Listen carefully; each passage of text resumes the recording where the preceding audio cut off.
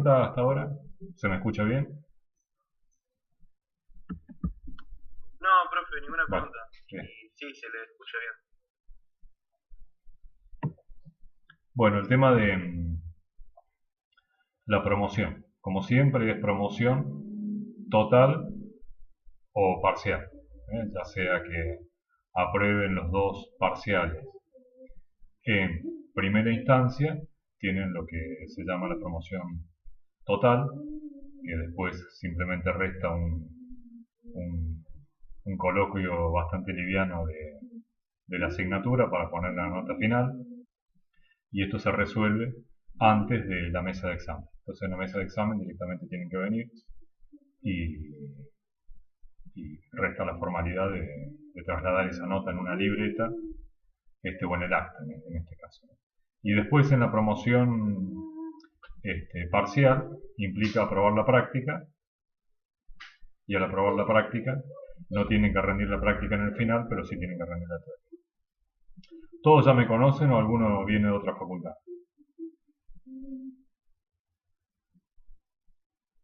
Bueno, estimo que todos ya me conocen. Tenemos 39 alumnos, ok. Bueno, entonces, no me quería olvidar, en la parte de práctica, bueno, vamos a seguir así, y en la práctica, en la parte de laboratorio, considero que es importante que tratemos de hacer un laboratorio en la facultad. Entonces, por supuesto no depende de nosotros exclusivamente, ¿no? Lo que nos está cayendo, ¿no? Así es que quedará supeditado eso a lo que disponga la propia facultad y las autoridades, ¿no? Con el tema de la variante beta, etc. Pero la idea es que... Profe, Sí, a nosotros nos habían mandado como un mes que el 15 nos iban a avisar si íbamos a ir al laboratorio, ¿no? exacto. Sí, eso es en general, después cada cátedra va resolviendo, pero sí, tenés razón. Hay que ver cómo siguen los acontecimientos. Pero bueno, sí, la idea es que por lo menos un laboratorio lo podamos hacer. Sobre todo el laboratorio, ya se los adelanto, ¿no? Que implica hacer circuitos eléctricos, etcétera, que es algo que considero que es importante para la formación de ustedes y sobre todo porque es muy entretenido. Yo hasta mi hijo de 7 años lo tengo haciendo circuitos eléctricos para arriba y para abajo, porque es algo lindo de hacer. Bueno, o al menos eso es lo que yo estimo, ¿no? Pero bueno, en la carrera que ustedes tienen, sería relevante que supieran hacerlo, ¿no? Cosas básicas de electricidad tienen que poder manejar. Bien, bueno, empezamos. Entonces vamos a empezar ya con... ¿Tienen alguna pregunta para hacer? Como siempre, pueden interrumpirme, activan el micrófono, no pasa nada. Bueno, vamos a empezar un poquito liviano hoy. Voy a apagar mi cámara. Creo que es así. Sí. Profe, yo le tenía que avisar. Nosotros el viernes rendimos macroeconomía y se nos cayó el sistema. Y nos pasaron el examen para hoy a las 9. Sí, a las 9. Ah, bien. Era Bueno, mejor todavía entonces que lo estoy grabando, así después va a sí, ser yo link. no por el tema de la asistencia y por si me iba antes. No, yo asistencia no tomo, en teoría ya se los digo que no tomo. Y si te vas antes y te perdés de algo, siempre podés ir al link de la clase, avanzar lo que ya escuchaste y desde ahí seguís. ¿Sí? Listo, vale, profe. Bueno, como siempre requiere esto cierto timing que me vaya adecuando a los controles de esto. A ver, compartir pantalla, así. Así. Ahí estoy compartiendo pantalla con ustedes, ¿verdad? Sí, profe. Vale. Sí, profe. Bueno, como les dije, la asignatura va a discurrir pura y exclusivamente en cuestiones que tienen que ver con electricidad y magnetismo. Que eso está descrito en lo que se llaman las 4 ecuaciones de Maxwell, ¿no? Que son las 2 de Gauss, la ley de Gauss eléctrica, la ley de Gauss magnética, la ley de Ampère y la ley de Faraday. Es física 3, es ver esas 4 leyes al derecho y al revés. Juegan esas 4 leyes un papel fundamental del mismo tipo que las tres leyes de Newton en la física 1, ¿no? En la mecánica, ¿no? Que al derecho y al revés, las leyes de Newton explican los procesos mecánicos. Bueno, esto es lo mismo con las leyes de Maxwell. Bien, entonces la unidad 1 es la constitución de la materia, la ley de Coulomb y el campo eléctrico. Ahí tenemos la imagen de un rayo, de una descarga atmosférica. El libro que vamos a seguir es el que ya conocen por Física 1 y por Física 2 también, que es el Szyr-Zemansky, el volumen 2. Yo en particular, porque he podido acceder a él en PDF, trabajo con la 12ª edición, pero todas las ediciones son igual de buenas, ¿no? Ya hay ediciones más nuevas. Les digo por si alguna página no coincide exactamente, porque estará más adelante o más atrás. Muchos de los ejercicios son tomados de aquí también, no todos, pero muchos son tomados de aquí. Pero bueno, todos los libros de física de universitaria son igualmente buenos, ¿no? De hecho, yo cuando tuve que estar en el lugar de ustedes como alumno, no seguí este libro, sino que el profesor en su momento había elegido el Resnick Halliday, que también es otro muy, muy bueno, pero como no pude acceder a él en PDF para tomar figuras, etcétera, para hacer mis clases, entonces sigo este. Con esto lo que les quiero decir es que no hace falta ir desesperadamente a otro libro, a este para buscarlo, porque este es igual de bueno, o los otros son igual de buenos que este, ¿no? Así que con cualquiera pueden estudiar igual de bien. Si se sienten más a gusto siguiendo exactamente este libro, bueno, sepan que se puede descargar de la web. Yo exactamente no les puedo decir cómo por un motivo de copyright, de que es un tema legal con los derechos, pero créanme que se puede acceder buscándolo en Google. Pero bueno, ya todos ustedes lo tendrán. Vamos a empezar con las 4 fuerzas fundamentales de la naturaleza. En la naturaleza hay 4 fuerzas fundamentales. Con estas 4 fuerzas, son 4 interacciones, regulan el comportamiento del universo tal cual lo conocemos. Son la fuerza de gravedad, la fuerza electromagnética, la fuerza nuclear fuerte, que es esta acá, que dice strong, y la fuerza nuclear débil, que dice acá weak. Me dirán, bueno, pero no está la fuerza, no sé, la fuerza del resorte, la ley de Hooke, ¿esa dónde está? F igual a menos K por X. Bueno, la fuerza del resorte, en realidad esa F igual a menos K por X, es una consecuencia de esto. Es en última instancia, el resorte se comporta así, con esa constante elástica, etcétera, porque es una consecuencia de la interacción entre los átomos de la red cristalina que forma el metal, y en definitiva, en última instancia, esa fuerza es electromagnética. Y así con muchas otras fuerzas, ¿no? La fuerza de fricción también, en definitiva, es una fuerza electromagnética, y muchas de las que conocemos, ¿no? No es que nos hemos olvidado de alguna, están todas metidas acá. Todas pueden reducirse, en última instancia, a alguna de estas 4.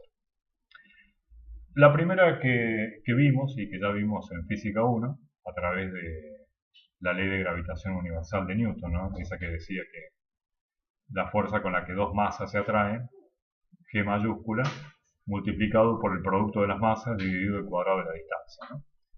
Que fue el genial descubrimiento de Sir Isaac Newton. Esta fuerza gravitatoria no es solamente la que nos permite estar aquí pegados, entre comillas, a la superficie del planeta Tierra, sino que también implica en última instancia el funcionamiento del universo, ¿no? Por ejemplo, el giro de los planetas alrededor del Sol es una fuerza gravitacional. El funcionamiento de una galaxia, etc.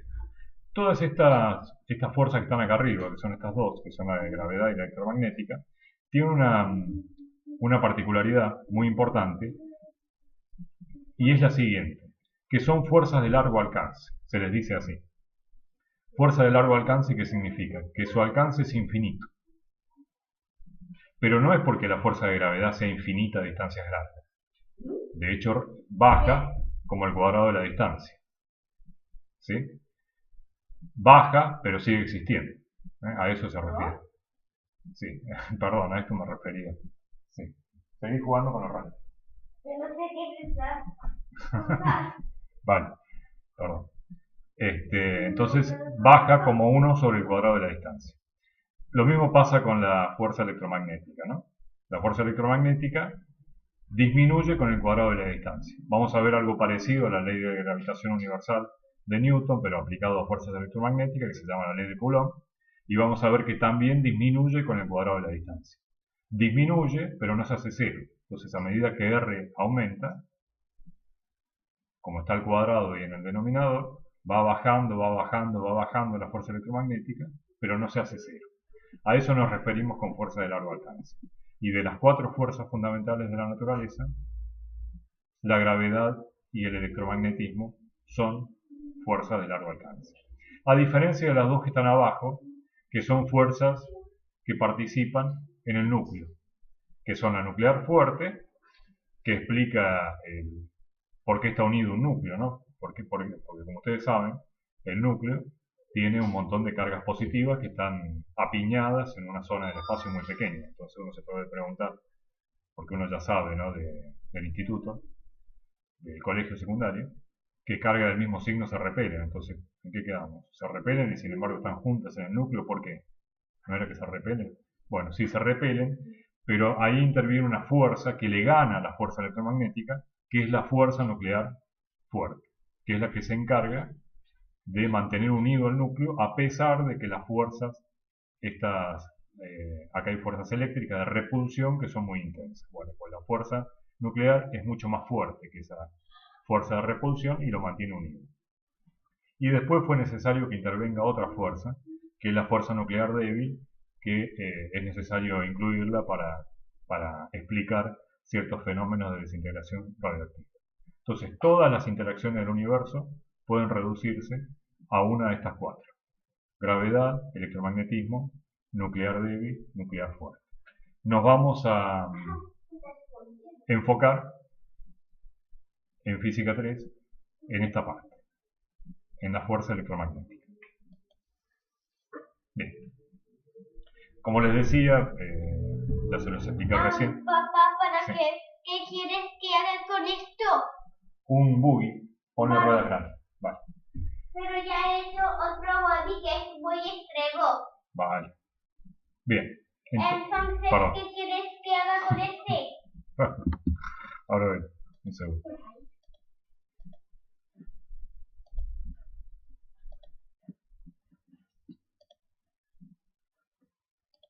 Tienes que hacer un buggy, ¿sí? No interrumpas al papi que está trabajando, ¿vale? ¿Sí? Vale, voy a hacer lo que dijo. Vale. Bien, perdón. Dejar de compartir pantalla. Estaba recién acá. Bien. Sigo compartiendo la clase, ¿verdad? Sí, profe. Sí, Gracias. profe. Bueno, entonces como les decía, la fuerza gravitacional, la partícula mediadora en la fuerza gravitacional es el gravitón, del mismo modo que el fotón, que ya lo han escuchado mucho más seguramente que esta del gravitón, es la partícula mediadora de los campos electromagnéticos. Mediadora significa que es la que en definitiva lleva la información, ¿no? De un lugar a otro. La información en este caso electromagnética. Se habla de fuerza electromagnética todo junto, esto lo explico ahora antes de olvidarme, porque en realidad es el mismo fenómeno, ¿no? Es electricidad y magnetismo. Sabemos que una carga, sabemos por información general que han recibido hasta ahora, ¿no? Una carga eléctrica genera un campo eléctrico. Bueno, pues una carga eléctrica en movimiento es capaz de generar un campo magnético. ¿Sí? Repito, una carga eléctrica en reposo genera un campo eléctrico. Una carga eléctrica en movimiento, además de generar un campo eléctrico que va con ella, también genera un campo magnético. Por eso es el mismo tipo de fenómeno en definitiva. Por eso se le dice fuerza electromagnética y no se la separa en fuerza eléctrica y fuerza magnética, por un lado y por el otro, ¿no? Por eso se habla de electromagnetismo toda la vez, ¿no? Esto quizás sí es nuevo para muchos de ustedes. Repito, una carga eléctrica en movimiento no solamente genera un campo eléctrico, que ya vamos a ver que es campo eléctrico, no se preocupe, sino que además genera un campo magnético. Bueno, y después las interacciones nucleares fuerte y débil, que eso ya está más puesto ahí por completitud y para información general. Bien, entonces hemos estado hablando bastante de carga, las he estado mencionando. El estudio de las cargas eléctricas viene, como muchas otras cosas de nuestra formación occidental, del griego. Hacia el 600 a.C., muchos de estos descubrimientos tuvieron lugar. La palabra electrón significa ámbar en griego. El ámbar es un material, no el único, pero es uno de los materiales en los que naturalmente se puede observar fenómenos que tengan que ver con la electricidad, ¿no? De hecho, con el ámbar se hacen objetos de adorno, ¿no? Billutería y ese tipo de cosas.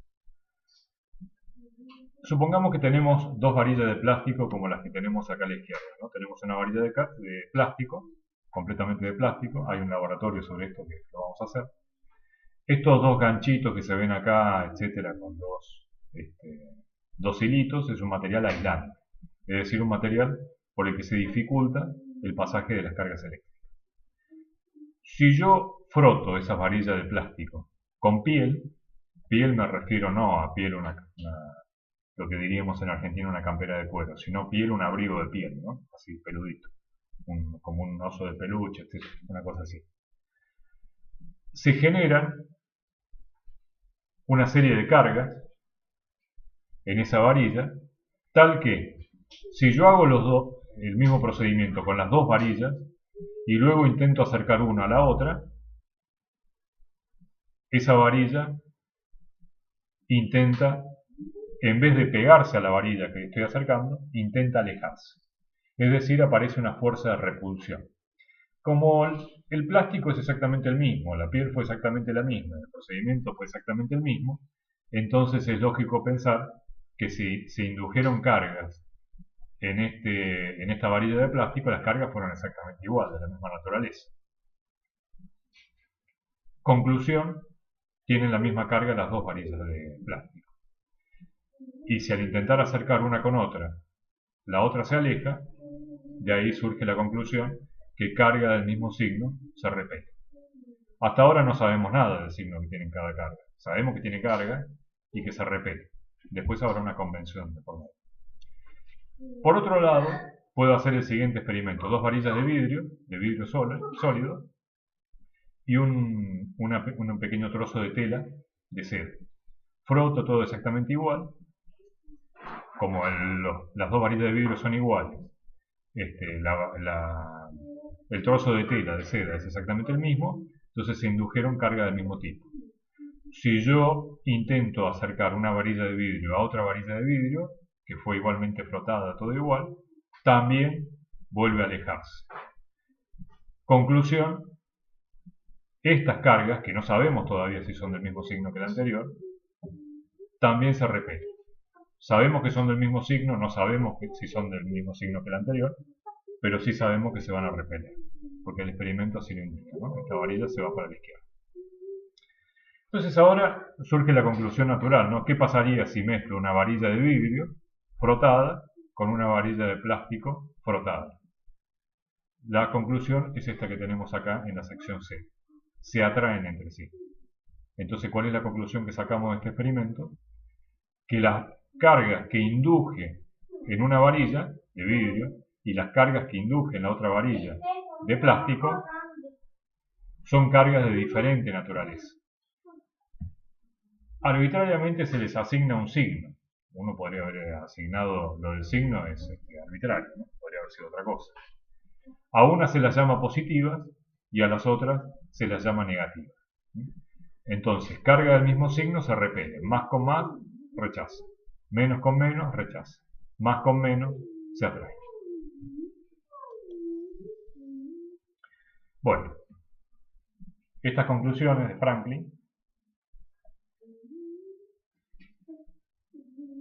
fíjense el año en el que estamos. Estamos en el en el siglo XVIII, o sea, en el 1700 y algo, mediados del 1700. Esto es importante, más o menos, al menos yo lo considero importante de la fecha, porque después vamos a ver cómo llegamos a una exponencial y todos los acontecimientos se empiezan a precipitar. Entonces, todo eso está resumido en esta filmina de aquí. Carga del mismo signo se repele, menos con menos, repele. Más con más, repele. Más con menos, se atrae. Carga de diferentes signos, se atrae. Presentan una atracción entre ellas. Arbitrariamente a una se la señala positiva, a las otras negativa. Esto está indefectiblemente ligado a la estructura de la materia. Nosotros sabemos, ya saben ustedes por la formación que tienen, que la estructura de la materia está formada por átomos. Los átomos tienen un núcleo muy pequeño comparado con el radio orbital de otras cargas que van moviéndose a su alrededor. Llamamos a esas otras cargas negativas, electrones, y a las cargas que están en el núcleo las llamamos protones. Se le asigna al electrón la carga negativa y al protón la carga positiva. Protón y electrón tienen exactamente la misma carga, pero diferentes signos. Uno es positivo y otro es negativo. La masa es muy diferente. La masa del protón es miles de veces superior a la masa del electrón. Fíjense que es 1,6 por 10 a la menos 27 comparado con 9,1 por 10 a la menos 31. Hay 4 órdenes de magnitud entre uno y otro. Y en el núcleo también tenemos neutrón. El neutrón está acá, no para algo eléctrico, porque el neutrón no tiene carga, pero sí para proveer estabilidad al núcleo, ¿no? Interviene en lo que se llama la fuerza nuclear fuerte que vimos antes. Y tiene una masa ligeramente superior a la del protón. No tiene carga, es neutro, ni es positivo ni negativo, pero sí aporta estabilidad al núcleo para que el núcleo no se desarme. Un núcleo enteramente constituido solo de protones es inestable, salvo que el número sea mínimo, como por ejemplo en el átomo de hidrógeno. Pero si no, a medida que escalas en la tabla periódica se vuelven inestables y precisan cada vez más neutrones. Bueno, eso ya pertenece a la física atómica. Bueno, fíjense, por ejemplo, acá tienen un buen ejemplo, el átomo de litio. El átomo de litio tiene 3 de número atómico, ¿no? Que significa que tiene 3 electrones girando alrededor. Girando es una forma de decir, ¿no? Hay una distribución de probabilidades. Vamos a decir girar alrededor del núcleo. Y tiene 3 protones, 1, 2 y 3. 3 positivo con 3 negativo da 0. Es un átomo neutro desde el punto de vista eléctrico. Tiene tantos electrones como protones. Pero fíjense que los neutrones son más, ¿no? 1, 2, 3, 4. Para ser estable. Se puede armar átomos para que no cambie de elemento químico, dejando la cantidad de protones igual, pero sumándole neutrones o quitándole neutrones, ¿no? A eso se le llama un isótopo. Bueno, son cosas de química que igual ya saben. ¿Cómo vamos hasta ahí? Un poco de feedback. Voy muy rápido. Son cosas que ya vieron.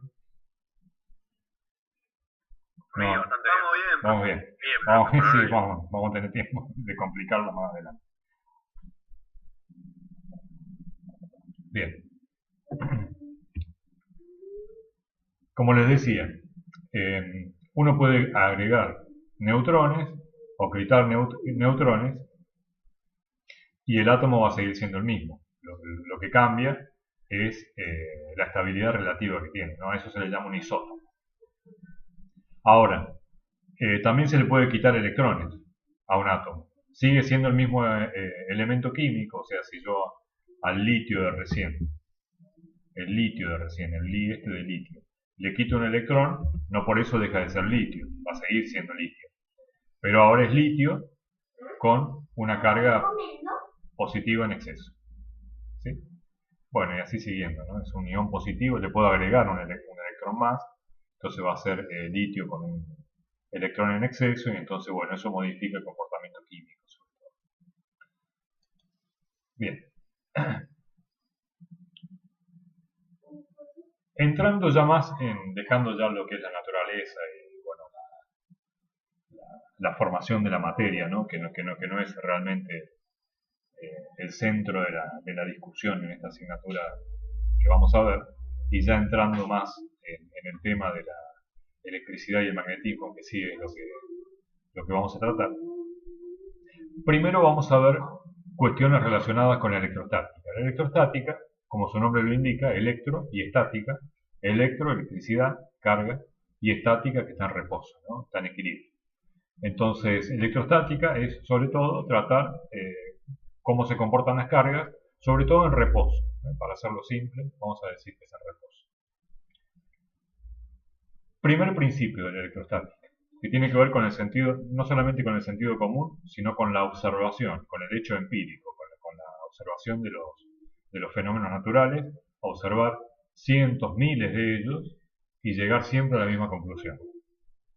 ¿Cuál es la misma conclusión a la que se llega? En la naturaleza, primero, la carga eléctrica en un sistema cerrado se conserva. Repito, la carga eléctrica en un sistema cerrado se conserva. La carga no se puede destruir, ni tampoco se puede crear. Ni destruir, ni crear. La carga se conserva. La carga se conserva. Es decir, ¿qué significa un sistema cerrado? Bueno, un sistema cerrado es aquel en el que no puede ni entrar ni salir carga. ¿Y eso por qué?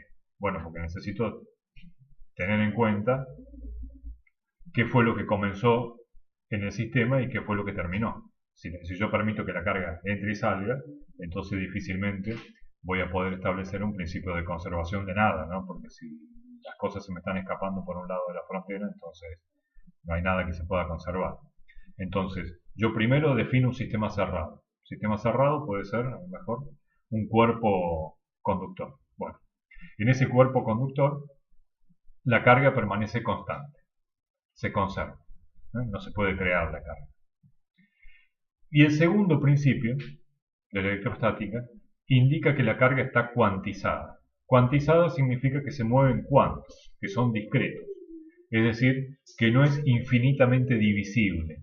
No se puede dividir hasta llegar hasta cero. Eso es imposible.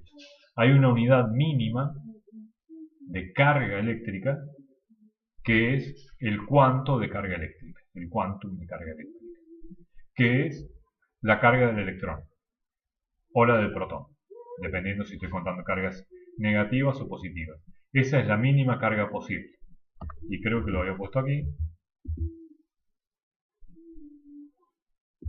No lo puse.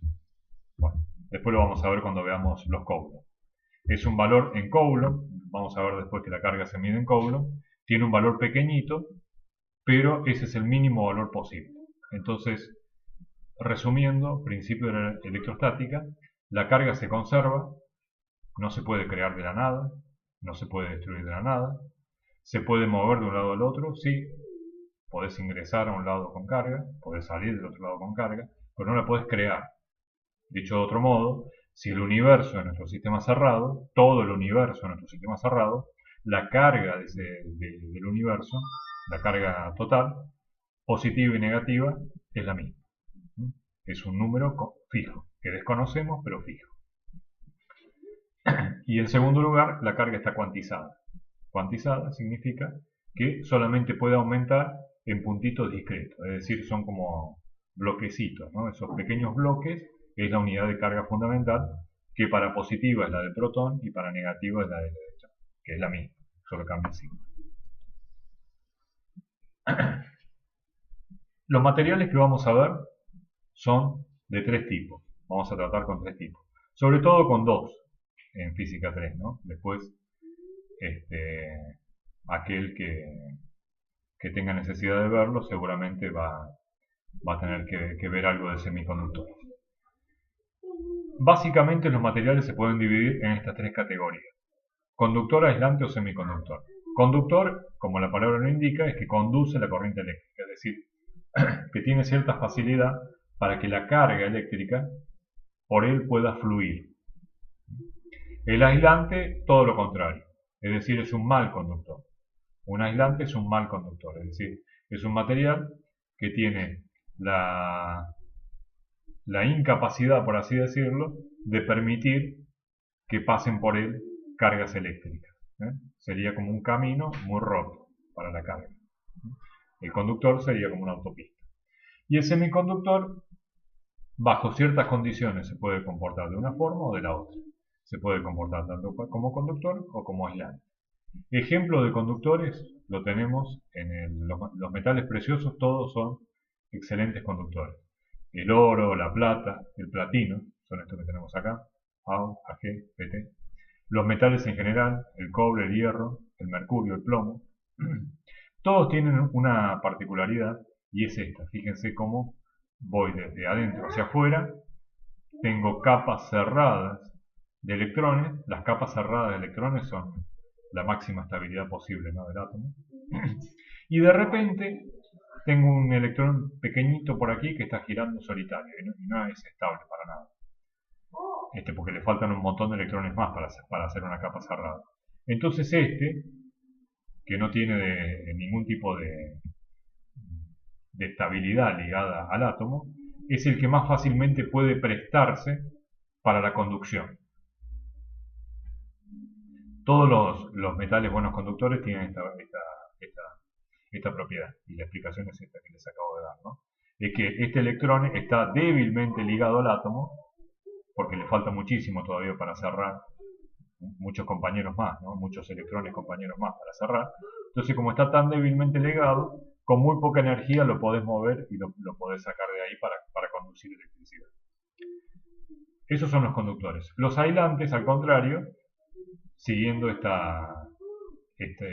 principio, ¿no?, de conducción, de que vas a ser conductor si tenés un electrón débilmente ligado.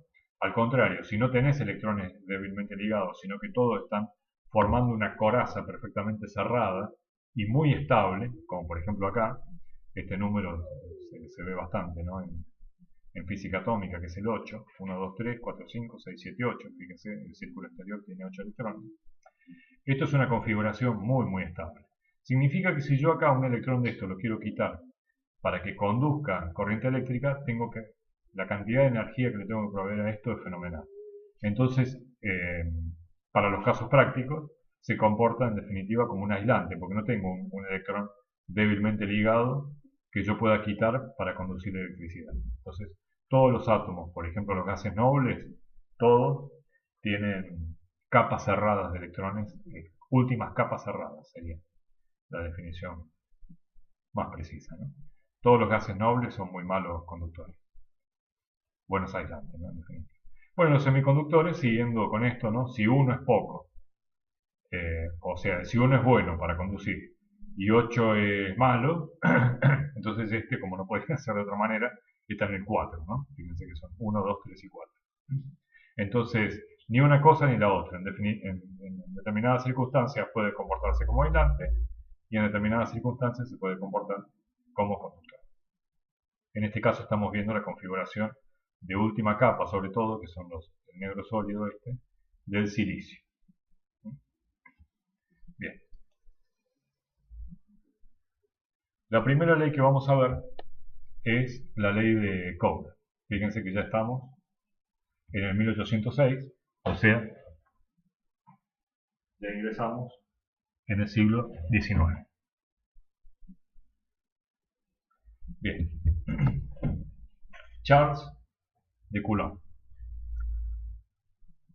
La ley de Coulomb, por así decirlo en términos gravitacionales, es el análogo de física electromagnética de lo que vimos de ley de gravitación universal de Newton. De hecho, son muy muy parecidos, solamente que describen diferentes cosas, ¿no? La ley de gravitación universal de Newton, entre dos masas te dice cómo va a ser la fuerza de atracción entre ellas. En cambio, la ley de Coulomb te dice entre dos cargas cómo va a ser, por supuesto la ley de Coulomb es muy posterior a la ley de gravitación universal, ¿no? Hay muchos años entre esto y la ley de gravitación universal de Newton. No fue contemporáneo. Es esta ley que tienen acá abajo. La fuerza de atracción o de repulsión entre dos cargas eléctricas está dada por el producto de sus cargas Q1 por Q2, dividido el cuadrado de la distancia. Es una fuerza, como ya lo deja perfectamente claro Newton, de acción y reacción. Me han aparecido acá unas marcas negras que no sé si ustedes ven. A ver. Lo voy a compartir de nuevo. Compartir pantalla. Ahí está. Son dos cargas que tenemos, por ejemplo carga Q1 y carga Q2. Tenemos que sobre estas dos cargas tenemos dos fuerzas. ¿Qué es esta fuerza que estaba acá abajo? La fuerza que la carga 1 hace sobre la carga 2, y esta que está acá arriba es la fuerza que la carga 2 hace sobre la carga 1. Como vimos recién, carga del mismo signo se repelen. Estas fuerzas van sobre la línea recta que une ambas cargas, tiene exactamente la misma dirección y diferente sentido. ¿Sí? Son un par acción-reacción, evidentemente. La fuerza 1 sobre 2 es igual a la fuerza 2 sobre 1, de acuerdo a la tercera ley de Newton. No puede ser de otra forma. ¿Y qué intensidad tiene esa fuerza? ¿Qué valor tiene esa fuerza? Bueno, el producto de las cargas de Q1 por Q2 dividido el cuadrado de la distancia que las separa, multiplicado por una constante. Esa constante K es una constante que ya se ha medido por medio de un experimento que vamos a ver ahora en un video, que se llama balanza de torsión. La balanza de torsión es un eje que está por acá, que se llama fibra de torsión, como por ejemplo una cuerda de piano de acero. Se elige el acero porque es un material bien elástico, ¿no? O sea, bien proporcional la relación que hay entre deformación y fuerza. Y sobre esa balanza de torsión, esto puede girar libremente. Esta cuerda tiene un pesito por acá para que se mantenga bien tensa. Se ponen dos cargas. Las cargas son iguales, ¿no? Positivo y positivo. O sea, vos pones una carga y se distribuye de esta forma, positivo. Y luego pones otra carga en un lugar fijo. Oye, se pueden poner en estas cosas que pueden comenzar a girar, papá. Vale. Sí. Gracias. Entonces, fíjense que acá tenemos una carga negativa. Entonces va a haber una fuerza de atracción. Entonces lo que va a hacer esta cuerdita de piano es girar un poquito y acercarse. Y en función de cuánto quiere acercarse, de qué ángulo se quiere acercar, yo a través de una cuentita puedo saber qué relación hay entre la fuerza que se acercó, eso lo puedo medir porque es una balanza de torsión que mide fuerza, y el cuadrado de la distancia, de ahí puedo despejar K. Haciendo este experimento me queda que K vale 9, casi 9, 8,98, por 10 a la 9 Newton por metro cuadrado sobre Coulomb al cuadrado. Newton por metro cuadrado sobre Coulomb al cuadrado. O sea, esto sería así. Compartir pantalla, pizarra. Ahora estoy compartiendo con ustedes la pizarra. Es la ley de Coulomb, es así. La fuerza es igual a K por Q1 por Q2 sobre la distancia al cuadrado. A esto se lo suele tratar así directamente, valor absoluto. Porque para que te dé directamente el número y después vos al sentido que tenga, si es más o menos, etc., se lo das en función del vector, porque en definitiva esto es un vector. Así que no hay que olvidarse que precisamos 3 o 4 cosas, ¿no? Esto lo único que te da, esto es la magnitud. O sea, te dice cuántos newton tenés, nada más. Entonces vos necesitas agregarle dirección a esto, porque esta ley no tiene la dirección, y necesitas agregarle el sentido.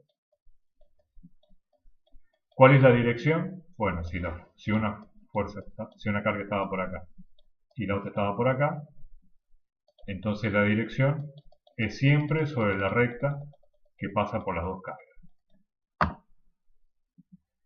¿Y el sentido cuál va a ser? Bueno, es de atracción si son de diferentes signos y de reproducción si son de signo del mismo signo. Entonces en este caso sería de atracción. Entonces la dibujo así. Y el largo de esto es lo que te dice esta ley. Solamente te proporciona el valor de la magnitud, los newtons.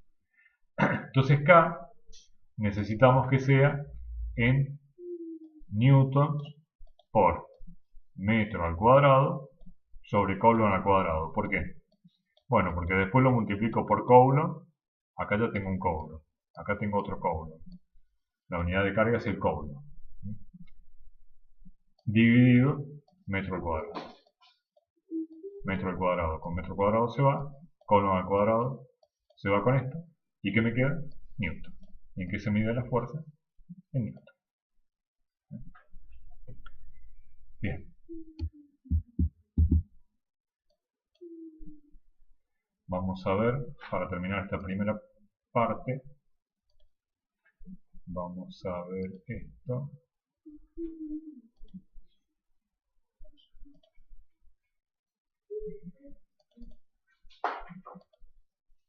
Estoy compartiendo con ustedes un video de YouTube, ¿verdad? Sí, profe. Sí, profe. Acá está, esta es la balanza de Coulomb. Entonces vamos a ver un experimento.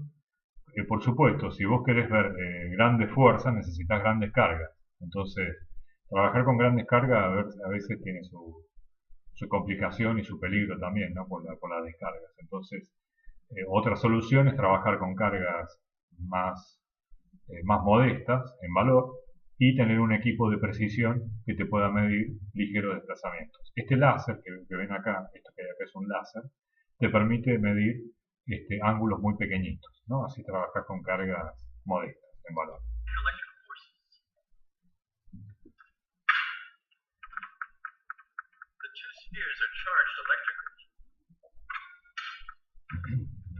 Ahí está. Esto que está haciendo es, esto que tiene acá, ven que él lo toca acá en una parte negra. Esta parte negra es aislante. Y esta parte de acá es lo que está cargado. Entonces con este dispositivo, al sujetar con esta parte que es aislante en la mano, le deposita cargas a las esferas.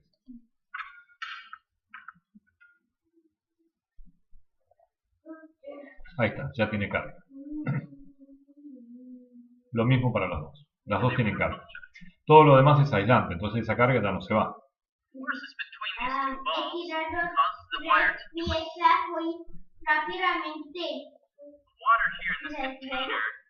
Vale. Entonces ven que acá tiene un espejito y hay un puntito rojo. ¿Ustedes ven cuando yo muevo el mouse así, la flechita? No, profe, no se le ve. No, profe. ¿Y ahí cuando dibujo sí? Cuando dibujo hay una flecha, ¿lo vieron? Sí, está dibujando ahora, no, profe. Ahí estoy dibujando, ¿eso se ve? No, no se le ve. Ah, no se ve. Bueno, donde él tiene su mano derecha, hay al lado de la esfera negra, hay un pequeño espejito, que ahora lo van a ver con un puntito rojo, ahí está apuntando el láser. Y después tiene un cubo de agua, pero ese cubo de agua nada más que está como amortiguador, para detener rápidamente las oscilaciones, para que esto no se quede oscilando demasiado tiempo, haciendo muy lenta la medición.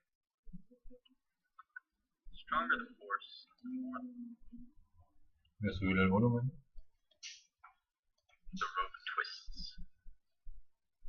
Ahí está.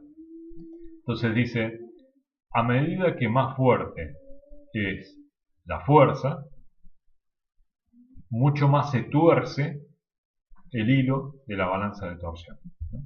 ¿Y cuánto va a ser más fuerte esa fuerza? Bueno, mientras más cerca estén. Porque la ley de Coulomb dice que la fuerza depende en forma inversamente proporcional del cuadrado de la distancia.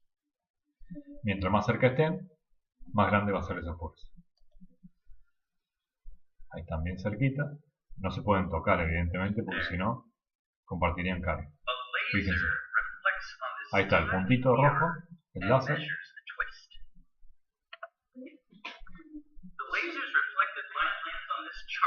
Entonces refleja en el espejito y si este hilo se tuerce, entonces viene el rayo por aquí, clac, se refleja por acá y entonces se aparta del cero indicándote sobre una escala milimetrada que tenemos acá a una cierta distancia.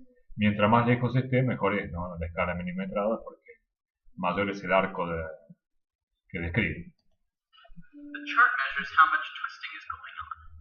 Twice the force, twice the twist, twice the distance. Fíjense, 11. Alright, let's get started. The balls are initially uncharged, and so the chart over here is reading about 0. Entonces, cuando las dos bolas están descargadas, evidentemente la fuerza tiene que ser 0, porque ¿qué dice la ley de Coulomb? Q1 por Q2 sobre R cuadrado. Si las cargas son 0, 0 por 0 da 0, entonces la fuerza tiene que dar 0. Y por eso está indicando 0. Initially, the balls are 10 centimeters away. 10 centímetros. Both of them get charged, and the rope begins to twist. Entonces al cargarla, fíjense, se va acercando. Cuando es 10 centímetros, se puso en 22.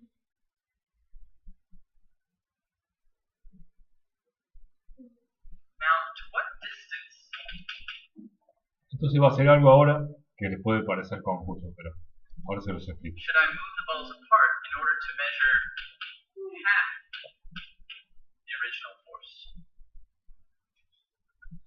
Entonces lo que pregunta es, ¿cuánto debería separarla la distancia? Recordemos que fue así, ¿no?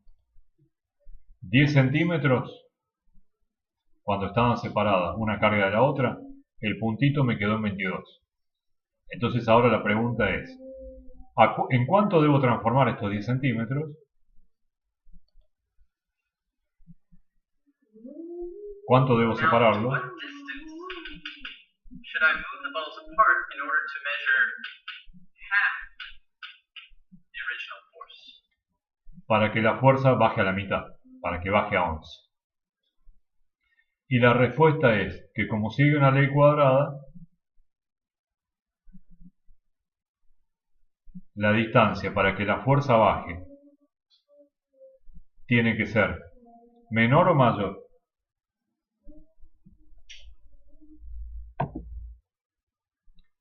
En base a lo que vimos recién, les pregunto, para que la distancia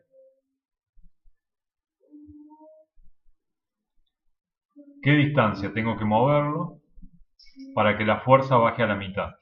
¿Tiene que ser una distancia mayor o menor? Mayor, exactamente. Mayor, y para que sea 2, como está, fíjense, que como está, dejar de compartir pantalla, pizarra.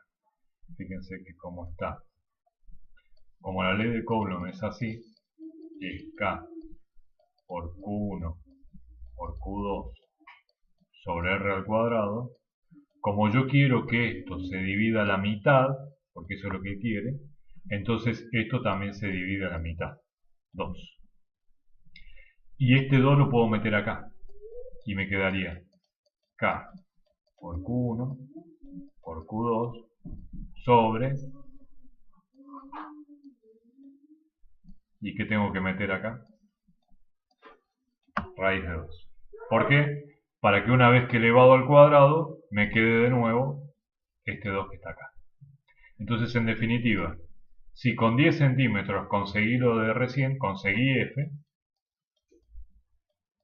entonces ahora con raíz de 2 veces 10 voy a conseguir F sobre 2, probando la ley de Coulomb.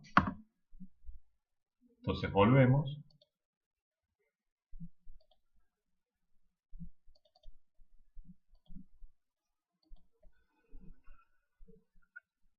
You see, the force is proportional to the square of the distance.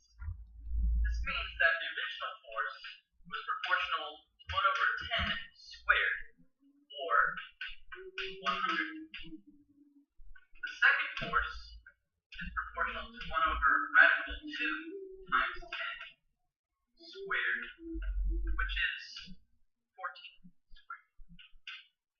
1 over 200. It's half as much. The correct distance is 14. Because Entonces vamos a ver, si ahora lo corremos a 14, times 10. porque es 1, digamos, raíz de 2 por 10 es 14. Centimeters away, you get Debería half ir the force. This is because 14 is radical 2 times a 11, ¿no? Y efectivamente, Ohm's law. porque antes era 22. Force decreases the square of the distance. Alright, whole new experiment. The balls are all Bien, eso es lo que quería demostrar. ¿Preguntas hasta ahí? No, profe. ¿No? No, Bien. profe, yo. Por mí no, profe. Vamos a hacer ahora un pequeño descanso. Bueno, no tan pequeño. Vamos a hacer una parada de unos 30 minutos, 35 minutos. Y en un rato continuamos. O sea, en Argentina son 8:30, si no estoy sacando mal la cuenta. O Sí, sea, sí, pero 8:30. exacto. Seguimos a las 9:05. ¿Sí? Bueno, Bien. profe. Perfecto. Gracias.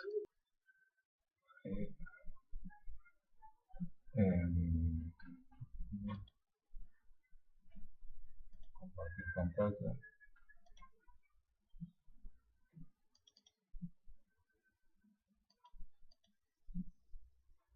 Por aquí. Estoy compartiendo pantalla, ¿verdad? Sí, profe. ¿Se ve? Sí, profe. Bueno, hay que recordar esto nada más, pero bueno, como ustedes saben, se puede tener un vademecum de ecuaciones en los exámenes, así que no pasa nada. Pero bueno, este número es fácil de recordar.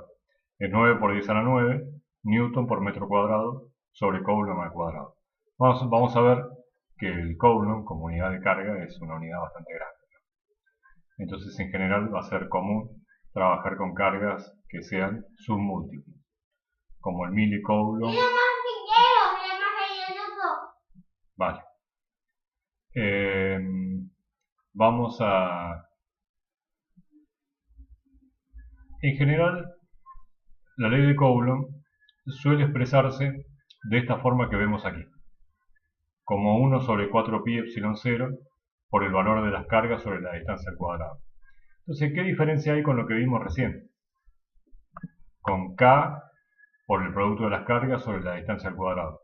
¿Por qué al valor de K ahora lo ponemos como 1 sobre 4 pi epsilon 0? Después lo demás es igual, ¿no? Es el producto de las cargas dividido la distancia al cuadrado. O sea, ¿qué sentido tiene complicar las cosas metiendo un epsilon 0 acá y un 4pi? Si con un K lo podemos resolver perfectamente, ¿no? Acá está expresado acá abajo. Bueno, la respuesta es que la ley de Coulomb no es una ley fundamental de la electricidad y el magnetismo, pero las leyes de Gauss sí. Y las leyes de Gauss son mucho más fáciles de escribir si usamos un epsilon 0 y trasladamos esa complicación a la ley de Coulomb, que es menos fundamental, ¿no? Entonces, cuando la ley de Coulomb la escribimos así, como 1 sobre 4 pi epsilon 0, vamos a ver, dentro de poquito, dentro de pocas unidades, que a la ley de Gauss, que sí es fundamental, la podemos escribir de un modo mucho más simple. Entonces, trasladamos la complicación a algo no fundamental y dejamos lo fundamental mucho más simple. La ley de Coulomb se puede deducir de las leyes de Maxwell, ¿no? Eso está claro, porque ya les dije que las leyes de Maxwell son 4 leyes fundamentales de la electricidad y el magnetismo. Ahí está condensado todo lo que nos es lícito preguntar sobre cualquier fenómeno electromagnético. Entonces vamos a trabajar en general con la ley de Coulomb expresada de esta forma, ¿no? 1 sobre 4 pi epsilon 0, que es K, que vale 9 por 10 a la 9, y con este epsilon 0 que se deduce de este valor, ¿no? Está claro.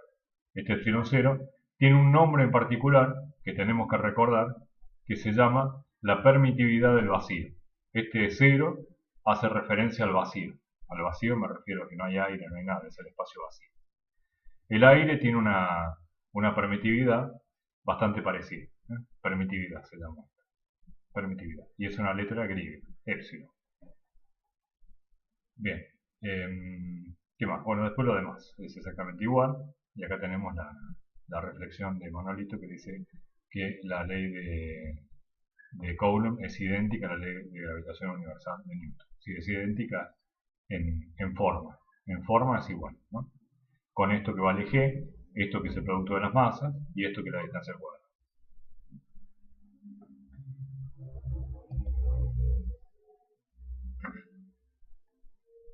Habíamos visto en parte de los enunciados fundamentales de la electrostática que el valor de carga estaba cuantizado.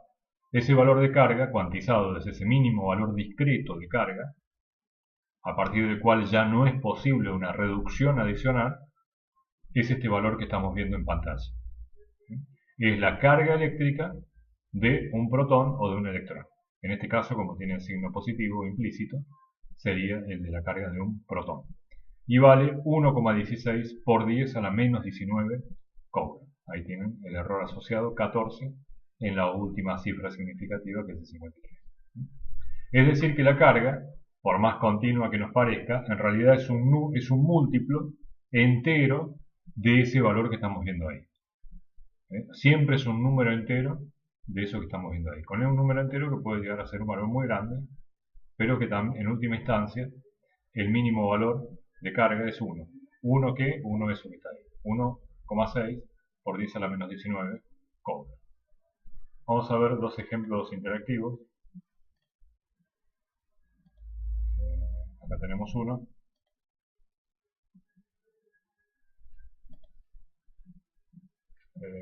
Acá está.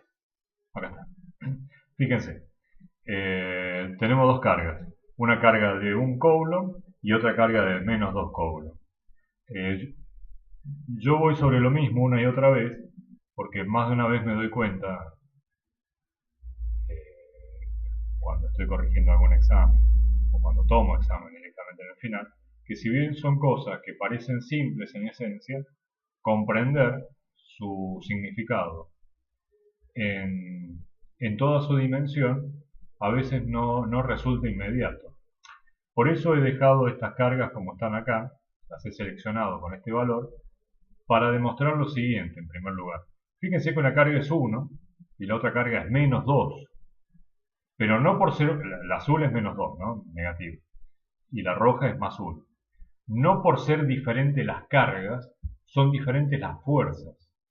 No porque una carga sea mayor, valga 2, va a tener una fuerza más grande. ¿Por qué no se puede? Porque eso violaría la tercera ley de Newton, ¿no? Entonces, carga grande y carga chica, por hablar en buen romance, tienen la misma fuerza. Seguramente provocarán efectos diferentes, ¿no? Una carga pequeña seguramente está asociada a una masa más pequeña, probablemente, no necesariamente, pero probablemente, y entonces la acelerará más. Pero estas fuerzas son iguales, ¿eh? Por más que una valga 2, si una vale 6 y la otra 1, es lo mismo, ¿no? Tienen siempre el mismo largo las dos fuerzas, ¿eh? Porque son un par acción-reacción. Vamos a dejarlo como estaba recién, que estaba en menos 2. Como una es negativa y la otra es positiva, son fuerzas de atracción y valen exactamente lo mismo. Vamos a ponerlo por acá. Fíjense que están en 3 de distancia. Y vamos a elegir el valor de carga tal que el valor de fuerza sea de casi un cuadradito de estos grandes.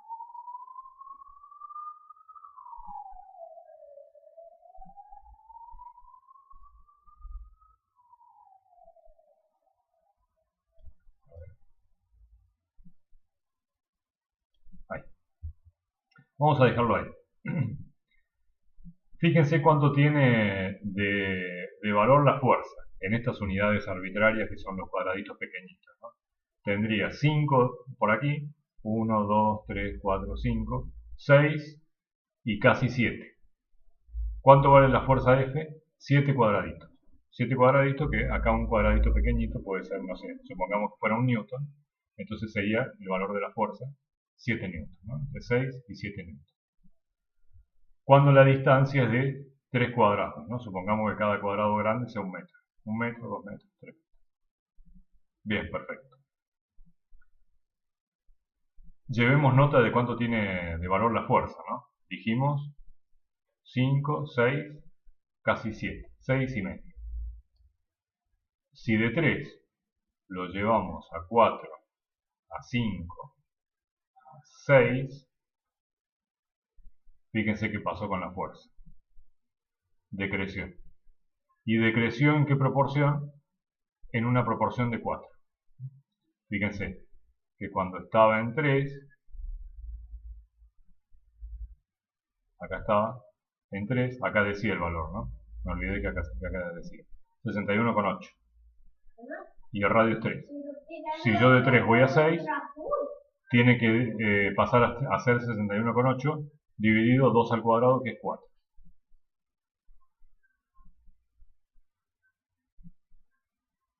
Efectivamente, 60 dividido 4 es 15.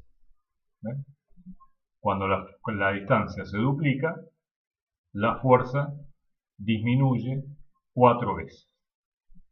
Esto es típico de la fuerza de largo alcance, como la fuerza electrostática de Coulomb y también como la fuerza gravitacional. La fuerza aumenta con el cuadrado de la distancia, en forma recíproca. Bien, dejamos esto.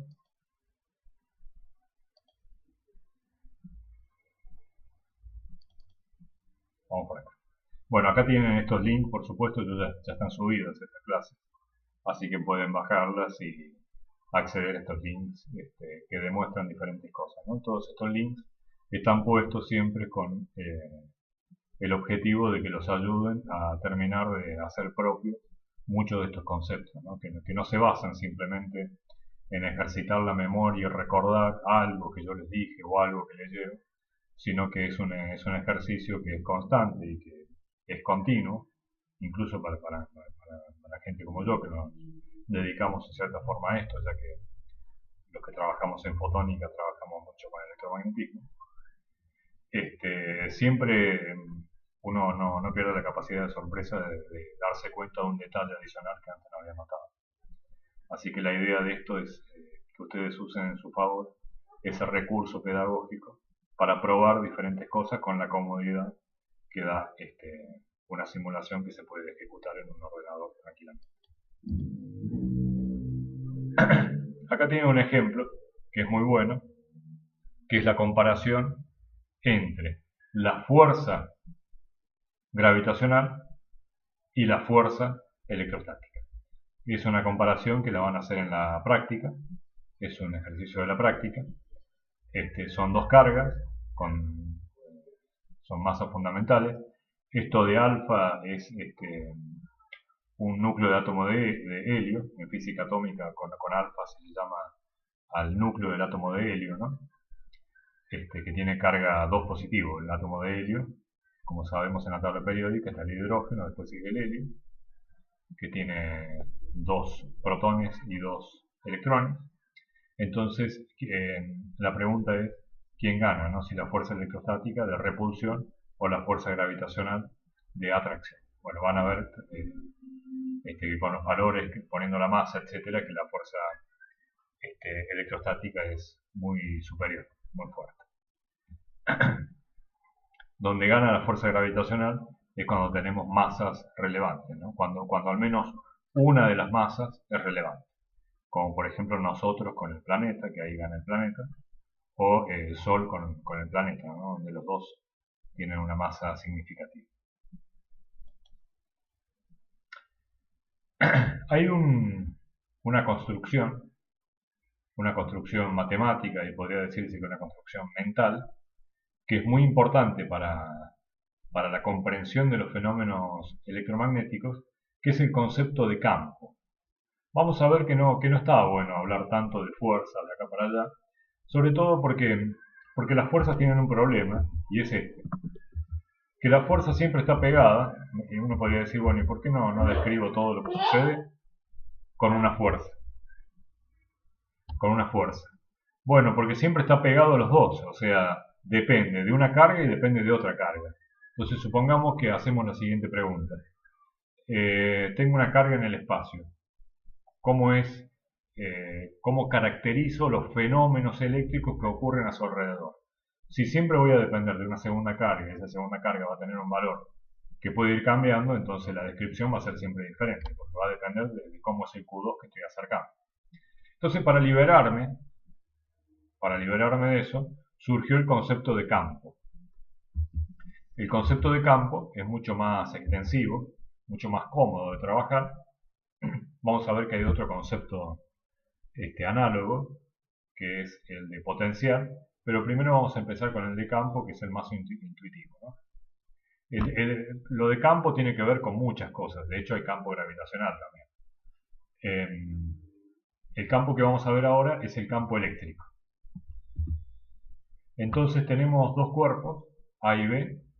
Fíjense que el cuerpo A tiene una distribución de carga positiva, y cuando le acerco un cuerpo B, que tiene una carga Q0 positiva, fíjense que hay un solo más, significa que es una carga de prueba fundamental, o sea, esto sería el equivalente a un protón, una carga positiva, mínima carga positiva, un más, aparecen unas fuerzas que evidentemente son de repulsión, F0.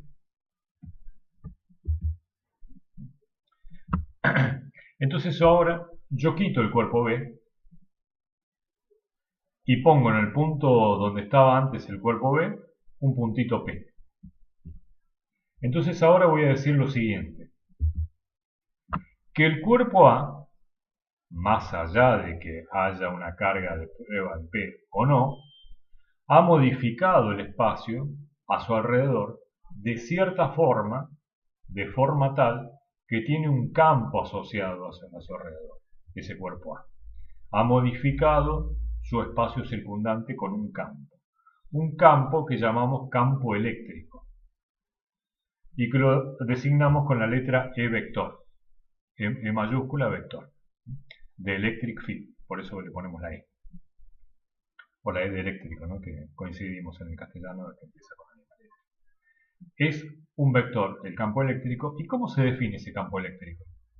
Pues muy simple, se define dividiendo el valor que tendría la fuerza sobre la carga eléctrica. Es decir, yo pongo aquí una carga de prueba que siempre es la misma, por definición es una carga de prueba positiva, y el valor que siente esa carga de prueba, el valor de fuerza que siente esa carga de prueba, lo divido por la carga de prueba, que es más E, y me da un valor en newtons sobre coulombs, que es el valor del campo eléctrico. Por supuesto que no es solamente un numerito, no son solamente newtons sobre coulomb, sino que además hay que indicar dirección, que es la dirección que sentiría esa fuerza, esa carga de prueba, la dirección de F, y el sentido. El sentido es el sentido de F. ¿Sí? Entonces, ¿E qué es? E es un campo eléctrico. ¿Cómo se obtiene? Bueno, pues poniendo siempre en cada punto del espacio, en cada puntito del espacio alrededor de la carga A que quiero caracterizar, poniendo una carga de prueba, midiendo la fuerza que siento, lo divido por el valor de la carga de prueba más E, y esos son los valores en newton por coulomb que hay en ese punto. Como es un campo vectorial, me falta dirección y sentido. ¿Cuál es la dirección? La dirección de F. ¿Cuál es el sentido? El sentido de F. Me dirán, ¿y puedo poner una carga de prueba negativa? No. Por definición se pone una carga de prueba positiva. Todo está referido a una carga de prueba positiva. A esa descripción de A se le llama... Vale, un segundo. Se le llama campo eléctrico.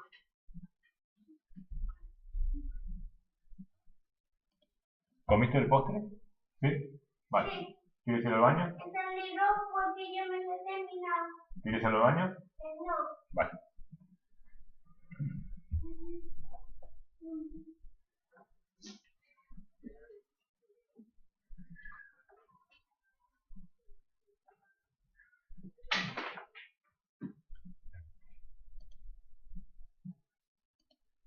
Bien. A ver que salió una ventana por acá. No. Ok.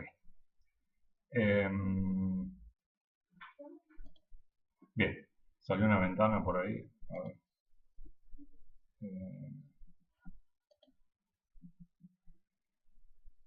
¿Dónde está? Compartir pantalla. Aquí está.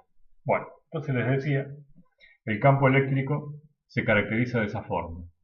Está mucho más cómodo trabajar con valores de campo eléctrico que trabajar de cualquier otra forma. ¿Por qué? Porque el concepto de campo eléctrico me define por completo qué ha pasado con el espacio circundante a una carga.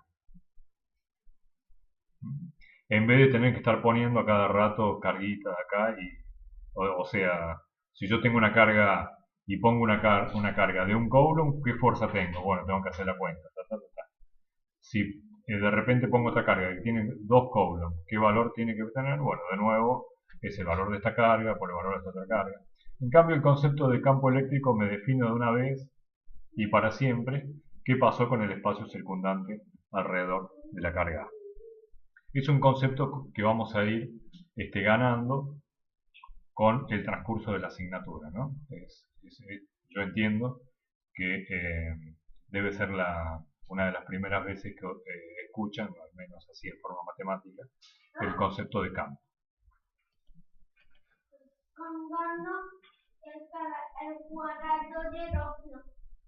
Bien.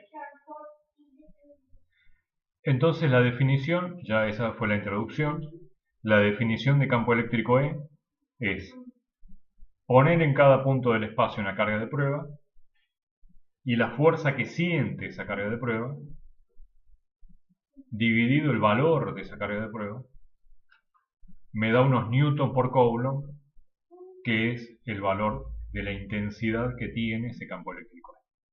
La dirección y el sentido es la dirección y el sentido que tenga la fuerza. Primer ejemplo.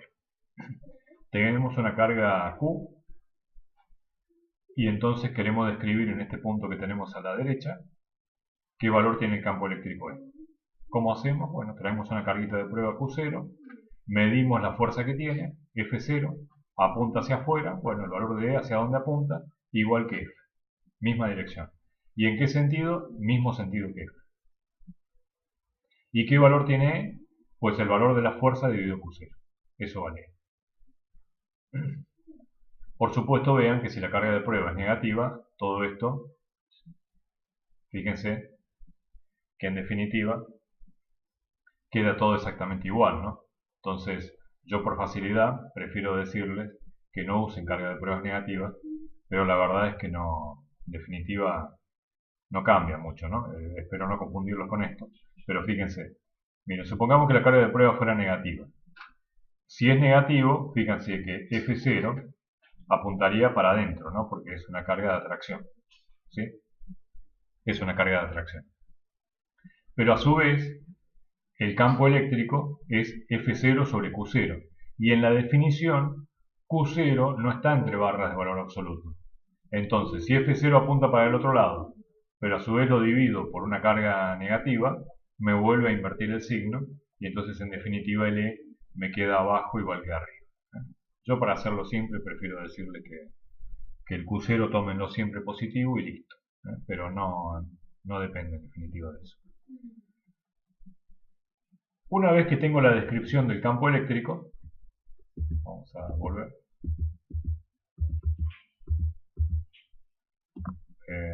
Estaba acá.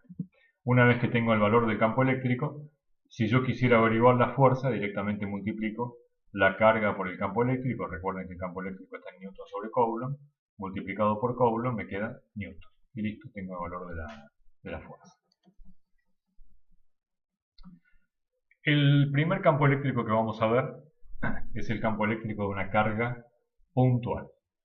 Es el valor del campo eléctrico de una carga puntual. ¿Cómo es el campo eléctrico de una carga puntual?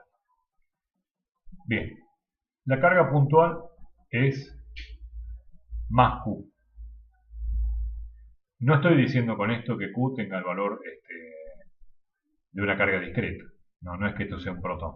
Tiene un valor más Q, donde Q puede ser 10 veces una carga fundamental, 100 veces una carga fundamental, 1000 veces una carga fundamental. Solo estoy diciendo que es positivo. Bien, entonces, ¿cómo determino en el punto P El punto P es un punto cualquiera, no se usa de excusa el punto P. Para saber qué valor tiene el campo eléctrico. Bueno, muy simple. Se calcula la fuerza y se lo divide por la carga. ¿Recuerdan? Se calcula la fuerza y se lo divide por la carga. ¿Qué valor tiene la fuerza en ese punto P? 1 sobre 4 pi epsilon 0, o sea, utilizo la ley de Coulomb, por el valor de las cargas, Q por Q0, dividido R cuadrado. Bien, como el campo eléctrico es la fuerza sobre la carga, entonces ¿cuánto va a valer el campo eléctrico? Bueno, lo que vale la fuerza, que es 1 sobre 4 pi epsilon 0 por Q0, sobre R cuadrado. Pero Q0 con Q0 se va. Y me queda el valor del campo eléctrico, que es 1 sobre 4 pi epsilon 0 por Q sobre R cuadrado. Por supuesto, el valor del campo eléctrico no depende del valor de la carga de prueba. No puede depender del valor de la carga de prueba y de hecho no depende del valor de la carga de prueba. Fíjense que Q0 no aparece en ningún lado en la definición de E. Se simplificó. Esto va a pasar siempre, en todos los casos que analicemos. Esto en lo que respecta a la magnitud del campo eléctrico. Y si yo lo quisiera expresar con mucha más corrección matemática, ¿cómo expreso esto para que me quede definido directamente la dirección y el sentido? A través de esta ecuación vectorial que está aquí abajo. Es 1 sobre 4 pi epsilon 0 por Q sobre R cuadrado por R. Este R que está acá, este R que está en negrita con un sombrerito que está acá, no es otro metro. Simplemente es un versor adimensional, no tiene metros de nuevo, ¿no? Este R es adimensional, es un versor que apunta en la dirección radial. Simplemente me está diciendo eso. Entonces me está diciendo que el campo eléctrico de una carga puntual apunta en la dirección radial, o sea, son líneas de campo que se alejan de ese punto S y que disminuyen como el cuadrado de R. Fíjense que acá lo tienen dibujado. Un punto, campo eléctrico, un punto, campo eléctrico, un punto, campo eléctrico, un punto, campo eléctrico. Y así sigue. Si la carga es negativa, la ecuación es exactamente lo mismo, pero R y E apuntan en sentido contrario, ¿no? Acá aparece un signo menos, y si el radio es un versor que se aleja del centro, entonces este menos Q hace que el campo eléctrico apunte en sentido contrario a R. De nuevo, tiene exactamente la misma caracterización, ¿no? O sea, disminuye como el cuadrado de R. Vamos a ver esta simulación. ¿Preguntas hasta ahí? No, profe. ¿No? Okay. Miren, acá tienen una carga para que vean qué le pasa al campo. Ahí está. Esta es una carga de prueba. Fíjense qué es lo que hace una carga de prueba, ¿no? Fíjense que esta carga, supongamos que tenemos más 4. O más grande todavía. Más 6. ¿Cómo es el campo eléctrico formado por 6 cargas fundamentales positivas? Tiene este aspecto. Son líneas que se van hasta el infinito. Son líneas abiertas, no hay ningún problema en que sean líneas abiertas el campo eléctrico. La dirección sería eso. Se van haciendo más tenues para indicarte que el campo eléctrico va disminuyendo con el cuadrado de la distancia. Fíjense cómo es el campo eléctrico.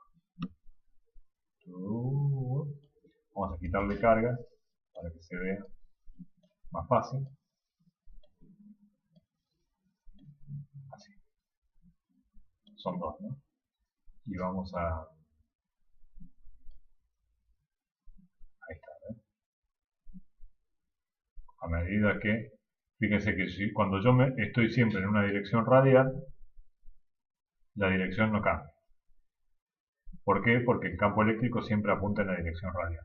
Si yo me muevo en la dirección radial, fíjense que siempre al mismo radio, el campo vale exactamente lo mismo. No cambia. No cambia para nada. Fíjense qué pasa cuando pongo, vamos a quitar una acá, pongo una carga de prueba negativa. Hay líneas de campo eléctrico que salen del más y vienen al menos. A esto se le llama dipolo. Un dipolo. Con esto lo que les quiero enseñar por ahora es que las líneas pueden ser abiertas hasta el infinito o eventualmente se pueden cerrar. Diferente es el caso del magnetismo, ¿no? Que siempre son líneas cerradas. Ya vamos a ver por qué. Pero acá pueden ser líneas abiertas o cerradas. Fíjense que esta línea empezó y terminó en un punto en particular. Empezó en el positivo y terminó en el negativo. Si tuviera solamente la carga negativa, por supuesto, el campo eléctrico siempre apunta en forma radial. ¿Qué significa que el campo eléctrico apunte así, por ejemplo, en este punto? Bueno, que si yo libero una carga de prueba positiva, aparece una fuerza que va a tener la dirección de este vector rojo y se va a ir hasta la carga negativa. Lo cual es lógico, ¿no? Porque una carga positiva se trae de forma negativa. No te dice nada que no sepamos.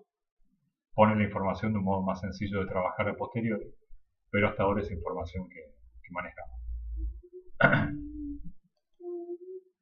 Bien. Vamos a seguir. Por ejemplo acá. A ver qué teníamos acá.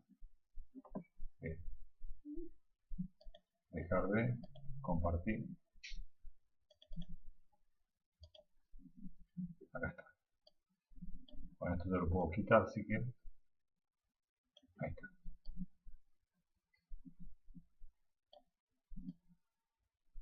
Este es un simulador de campos eléctricos, ¿no? Fíjense que este es el campo eléctrico, una carga de prueba positiva, evidentemente. Fíjense cómo son líneas que se van hasta el infinito. Hay algo con las líneas de campo importante, sobre el que en algún punto ya vamos a hacer más énfasis, y es el siguiente. Cuando las líneas de campo están muy juntas, lo que te está indicando es que la intensidad del campo ahí es alta. Cuando las líneas de campo están separadas, por ejemplo acá, que entre esta y esta hay mucha más distancia que acá, que hay poquita distancia, acá está más apiñada y acá está más diluida, ¿no? A medida que te alejas. Cuando están así más separadas, significa que la intensidad del campo eléctrico es más tenue, ha bajado. Entonces la densidad de línea de campo por unidad de superficie te está indicando qué tan intenso o no es el campo en esa región. Tenés muchas líneas, muy intenso.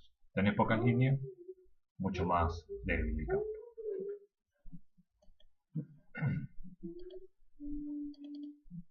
Y acá a ver qué había. Algunas flash ya no me funcionan porque hay un contrato que dejó de funcionar con, no me acuerdo si con Microsoft o con quién. Bueno, esto acá lo sacamos. Vamos a poner ahí.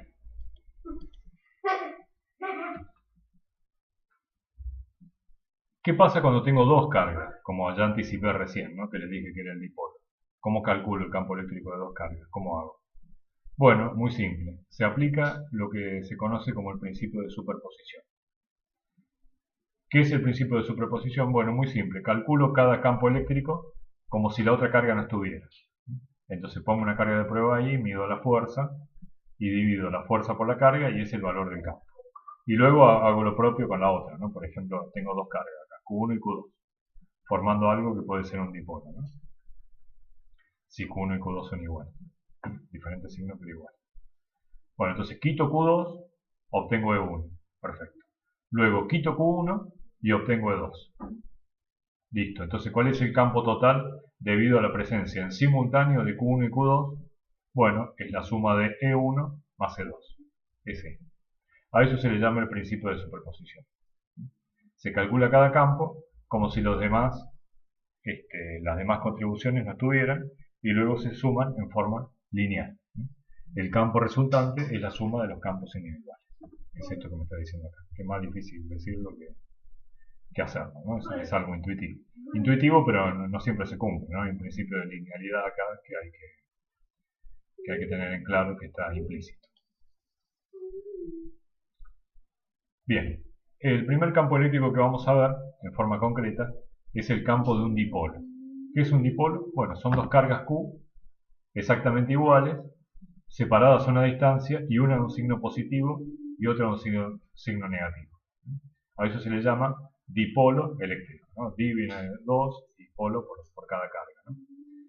Se le dice dipolo eléctrico porque también hay dipolos magnéticos, ¿no? Estos son eléctricos. Misma magnitud, diferentes signos, separados a una dada distancia. ¿Por qué es interesante estudiar el dipolo? Bueno, porque hay muchas moléculas que tienen un comportamiento que puede variar, ser radicalmente diferente, en función de que tenga momento neto dipolar o no. El agua es un ejemplo, acá lo tiene, a la derecha, H2O, hidrógeno, hidrógeno, oxígeno. Tiene un momento dipolar neto. Acá tiene un dipolo que apunta para allá, acá tiene otro dipolo que apunta para allá, se cancelan las componentes horizontales, pero evidentemente no las verticales. Entonces a esto se le llama momento dipolar neto. ¿En qué se nota este momento dipolar neto? Bueno, es fácil, cuando vas a un microondas y calentas algo que tiene agua. Si no fuera dipolar, se moriría de risa, no pasaría nada. Entonces, ahí tiene un ejemplo de un comportamiento que es radicalmente distinto en función de que tenga o no momento dipolar neto. Acá tienen otra molécula, que es carbono y 2 oxígenos, que no tiene momento dipolar neto. Porque cada parte de la molécula tiene un momento dipolar que cancela la otra, ¿no? Acá tiene uno que va para la derecha, otro que va para la izquierda, no hay ninguna componente vertical ni horizontal, y entonces el momento dipolar neto de esto suma 0. O sea que en un campo eléctrico, este de acá se manifiesta de una forma y el otro de otra forma completamente distinta. Bien. Este es el primer cálculo que vamos a ver. Después vamos a ver que muchos de estos cálculos se pueden simplificar con las leyes de Gauss, pero me parece importante ver el primero. Vamos a ver, así que nos vamos a relajar para ver esto. Van a ver que es más fácil de lo que parece. Tenemos un momento dipolar eléctrico, con una carga positiva y otra carga negativa, separadas a una distancia 2A. Por supuesto, mismo valor, ¿no? Q1 y Q2 valen lo mismo, valen Q. Una es positiva y la otra es negativa. Y yo lo que me pregunto es, ¿cuánto vale el campo eléctrico formado por este dipolo en el punto P? Donde el punto P está en la bisectriz del eje del dipolo. Fíjense que está sobre R. ¿Cuánto vale justo ahí? Bueno, si yo llego a poner una carga de prueba acá en P, o sea, sería así este problema, ¿no? Más menos P sería así.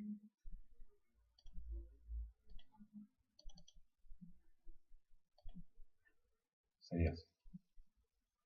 Más. Menos.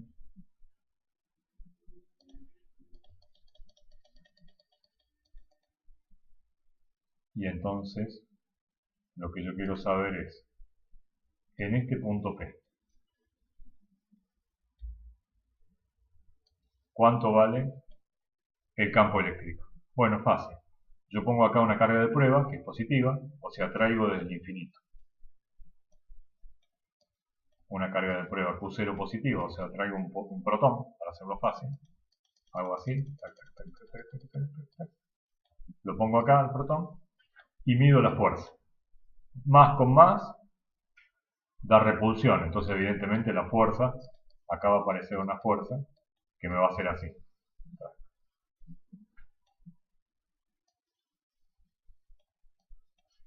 Pero quedamos en que el campo eléctrico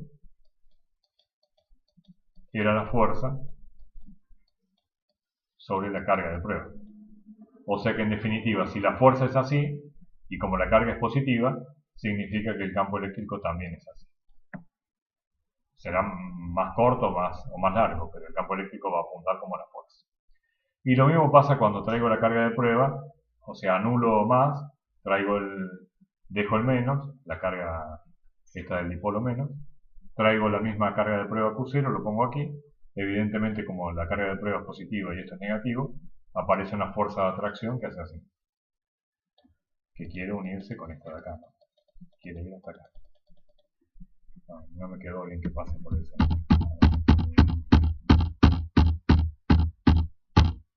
Así sería, ¿no? Ahora sí. Entonces me va a aparecer una fuerza de atracción que va a ser así. Como esa fuerza de atracción lo divido por la carga, me dirán, sí, pero ahora la carga es negativa, que queda el campo eléctrico para allá. No, porque es siempre la carga de prueba, no importa cómo es esto. Entonces, si esto es F, lo divido por la carga de prueba, que siempre es positiva, siempre fue positivo, me queda el mismo que está acá. Este será un E1 y este será un E2, ¿no? Son dos E distintos. Uno ya presupone que estos dos E son iguales por la simetría del problema, ¿no? Porque la distancia es la misma, las cargas son las mismas. Bueno. ¿Cuánto es el campo eléctrico total? Bueno, pues es la suma de esto con esto.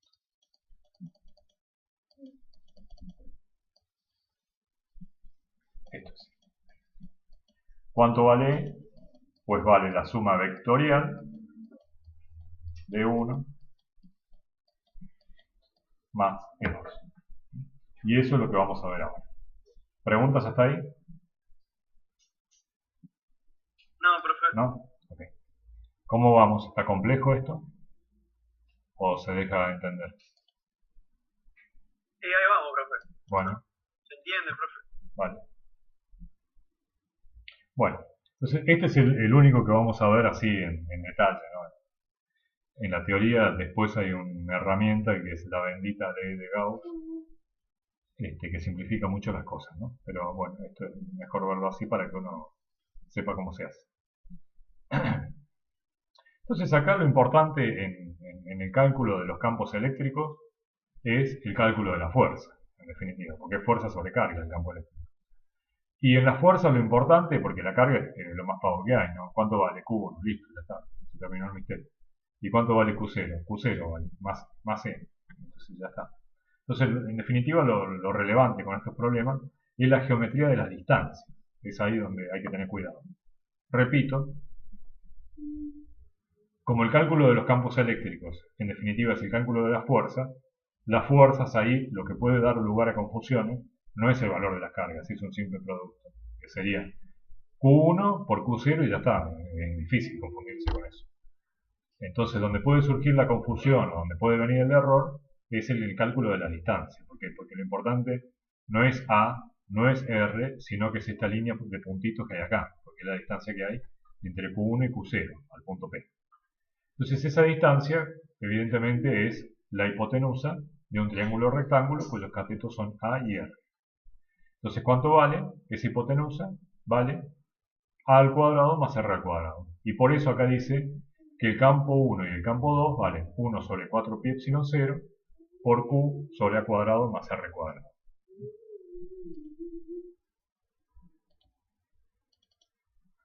¿Por qué dice eso? Bueno, por eso que le estoy diciendo.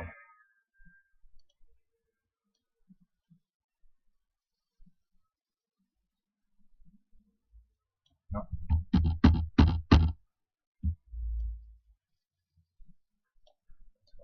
Vamos a limpiarlo un poquito esto para que no sea tan confuso. Ahí está. Entonces, dice A, esto era A, ¿no?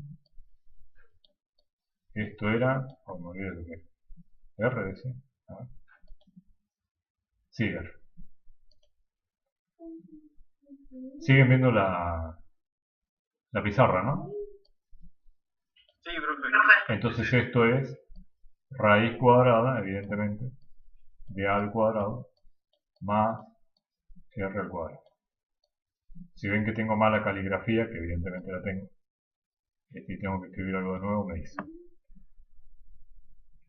Entonces, en definitiva, es esto, ¿no? Es esta cuantita la que tengo que hacer acá. Es el E más, ¿no? Le pongo así para resaltar el hecho de que es el campo eléctrico solamente debido a esto.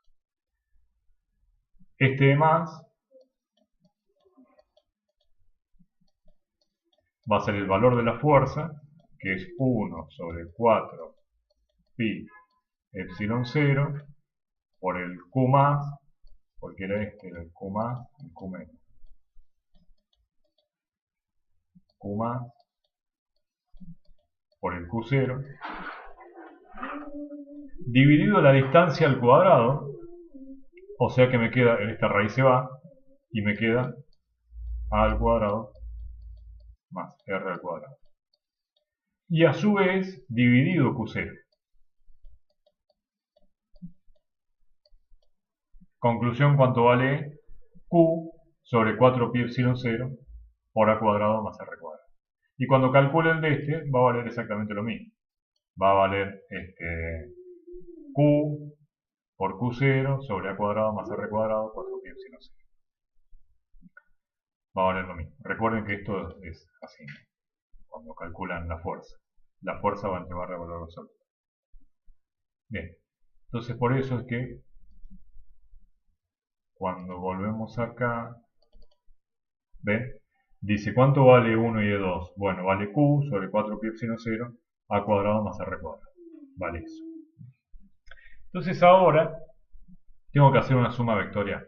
Pero fíjense que es una suma vectorial donde acá no vale la pena empezar así a lo loco a sumar vectores. ¿Por qué? Bueno, porque hay dos componentes de esos E1 y E2 que se anulan, que son las componentes horizontales. Como E1 y E2 valen lo mismo, pero E1 apunta a la izquierda, E1 apunta a la derecha y E2 apunta a la izquierda, las componentes horizontales, ¿para qué lo voy a tener en cuenta? Evidentemente suma 0. Entonces lo único que acá no suma 0 son las componentes verticales. Las componentes verticales sí se suman, no se anulan. ¿Ve? Acá está expresado, ¿no? E1x más E2x suma 0.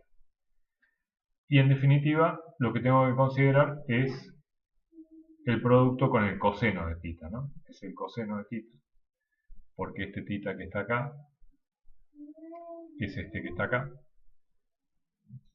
Y en definitiva, yo lo que tengo que hacer es el cateto adyacente, que es este que está acá. Por eso es coseno de θ.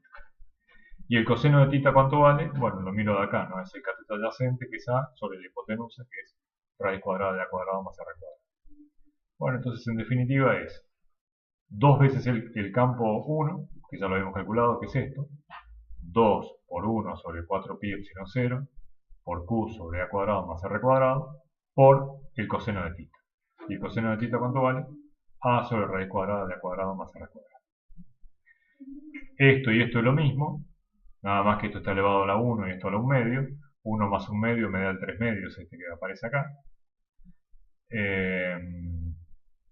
Este 2 con este 4 me conviene no simplificarlo, por una cuestión de algo que vamos a ver ahora, y meterlo todo junto acá en el 2AQ. Y me queda que el campo eléctrico producido por un dipolo en una línea que va por la bisectriz, esto es importante enfatizarlo, ¿no? Que es una línea que va por la bisectriz, está a mitad de camino entre los dos, vale la distancia que hay entre las cargas, porque 2 por A es la distancia entre cargas, por la carga. A esto se le llama momento del dipolo y se lo señala con la letra P. Son coulombs por metro. 2 por A por Q, o sea, la carga de una de las cargas del dipolo, ¿no? Multiplicado por la distancia entre ellos, es el momento dipolar. Se le llama momento, ¿no? Porque están en coulomb por metro, ¿no? Dividido la constante, que ya sabemos cuál es, que es 4 pi epsilon 0, dividido A cuadrado más R cuadrado a la 3 medios. Para distancias grandes de R, o sea, imagínense un R que está cada vez más lejos, y entonces el A se vuelve cada vez más insignificante, el A lo puedo simplificar. Si el A lo simplifico, me queda R al cuadrado a la 3 medios. 2 con 2 se va, y me queda R al cubo. Entonces, el momento, el campo eléctrico E es el momento dipolar eléctrico dividido la distancia al cubo. Disminuye como el cubo de la distancia. Vamos a ver esto aquí. Vamos a comprobarlo aquí. ¿Preguntas sobre esto? ¿Hasta ahí? No, profe. Bien. Veamos. Aceptar. Aceptar. Vamos a ir a una simulación para convencer un poquito más. Compartir pantalla.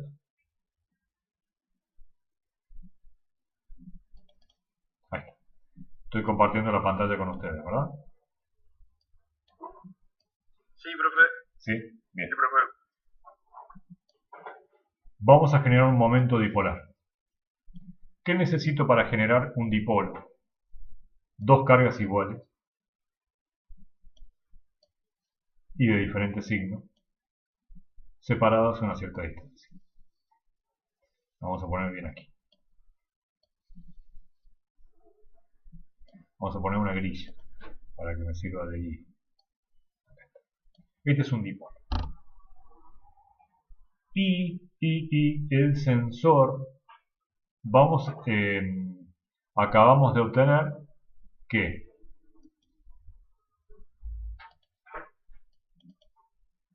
el momento dipolar eléctrico genera un campo eléctrico que es proporcional a ese P, donde P es el momento dipolar eléctrico, 2 por A por Q, o sea la distancia entre cargas, sería así, más, menos, distancia entre cargas, 2A, esto vale más Q y esto vale menos Q. Estamos analizando el campo eléctrico de este dipolo, que tiene una distancia de separación 2A, generando un momento dipolar 2 por A por Q. Vimos que es proporcional a P sobre R al cubo. Y eso es lo que vamos a demostrar. Vamos a demostrar con esta simulación, ¿no? Que tienen que usar ustedes como una ventaja, ¿no? Formidable para entender muchos de estos conceptos, ¿no? Son herramientas que están muy buenas y que no cuesta nada usarlas, ¿no? Porque son gratuitas y están al alcance. Entonces vamos a demostrar eso, sobre todo esto vamos a demostrar, que a medida que nos alejamos, el campo eléctrico disminuye como el cubo de radio. Fíjense qué rápido que disminuye, ¿no? ¿Qué quiere decir esto? Bueno, que si yo estoy mirando, vamos a hacer así. Vamos a hacer así. Si yo estoy mirando, así, campo eléctrico, dipolo acá, más por acá, menos por acá, y yo me pongo a analizar las cosas así. Si esta distancia, y yo mido acá, mido en este punto que está acá. Llamemos a este punto R. Si yo a R lo duplico,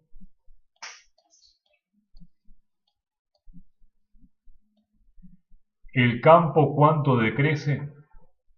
Tiene que decrecer como 2 al cubo. 2 por 2, 4, por 2, 8.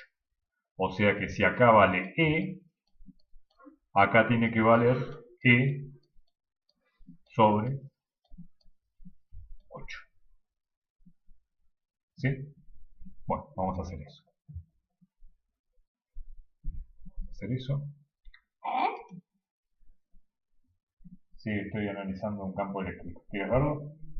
Sí, quiero. Bueno. ¿Qué pasa? Bueno, después te lo muestra el papá, ¿vale? Sí, Perdón, ahí vino el ayudante. Bien. Vamos a acá. Compartir pantalla. Aquí estamos, ¿no? Se ve de nuevo la simulación, ¿verdad? Y con esto ya terminamos. Sí, profe. Se ve. Vamos a, fíjense, empezamos a medir desde acá.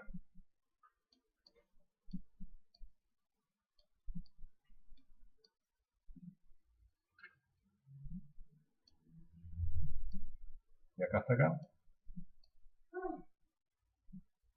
ahí tengo una distancia, ¿no?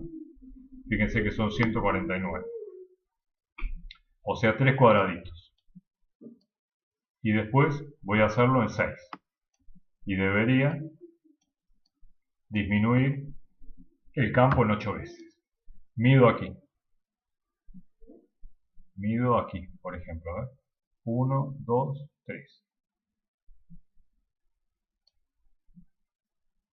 ¿Cuánto vale el campo ahí?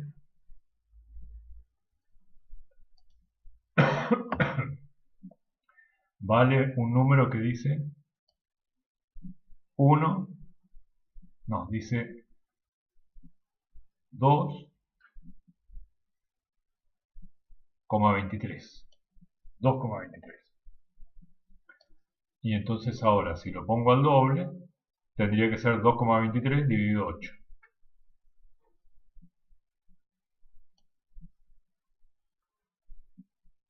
Exactamente. Fíjense que me da, háganme la cuenta alguno por favor, 2,23 dividido 8. 0,27, profe.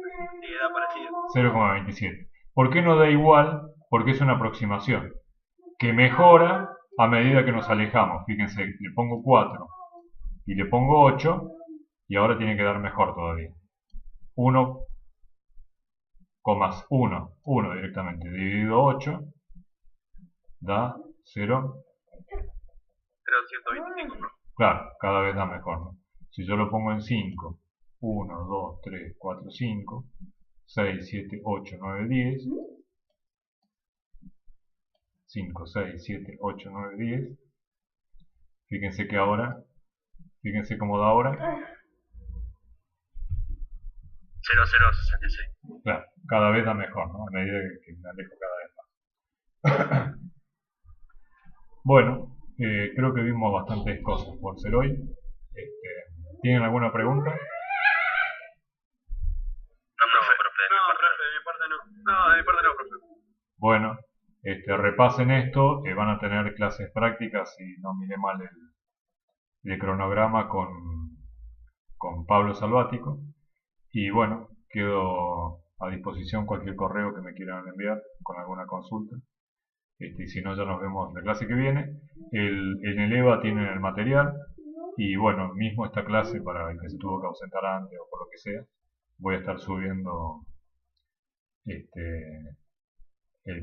link. Bueno chicos, nos vemos la clase que viene entonces. Dale, profe. Dale, profe. Chao. Nos vemos.